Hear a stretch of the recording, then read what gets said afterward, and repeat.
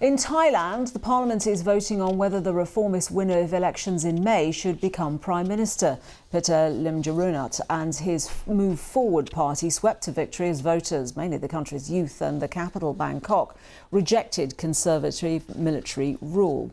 Well, the BBC's Jonathan Head is in Bangkok and explained what support the potential future Prime Minister has in Parliament. Well, he has a majority. His coalition has a very clear majority of the elected lower house. But the previous military government also bequeaths an appointed Senate, now 249 seats, which gets to vote on the Prime Minister as well. These are all very conservative, ultra-royalist figures. Most of them are anyway. And so he's got to win over at least 63 of them.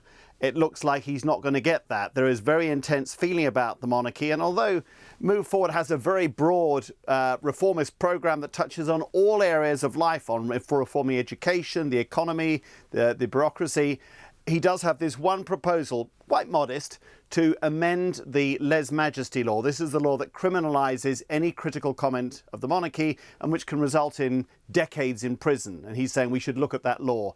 That, though, has sparked off a furious reaction among royalists, many of whom are speaking in Parliament. There's become an almost frenzied defence of the monarchy, saying you literally can't touch it, you can't talk about it. It's a very sensitive issue in Thailand. The monarchy's always traditionally been untouchable. And so that one proposal to reform the royal defamation law has resulted in probably most of those senators are likely to oppose him. There are more serious problems too. He's got two complaints actually filed against him at the Constitutional Court. Also one of them relating to the royal defamation law, which could result in him being banned from politics and his party dissolved, despite the fact that they won this election. So Thai democracy is it's hit the buffers a bit. You've got a tremendous election victory, but at the same time, these forces that are able to block this popular young prime ministerial candidate. Jonathan, then what is Thailand really pushing for change? Is it on the brink of change and just having difficulty making it? Well, it's hard to say. I mean, the election results surprised people just how much voters, not just young, mostly young, but a lot of people of all ages decided they wanted to vote for change. I mean, Move Forward's agenda is the most radical we've ever seen of any party presenting itself to be a government in Thailand. And so that told us there was a real appetite for change. This is an ageing society. The economy is growing very slowly for an Asian country.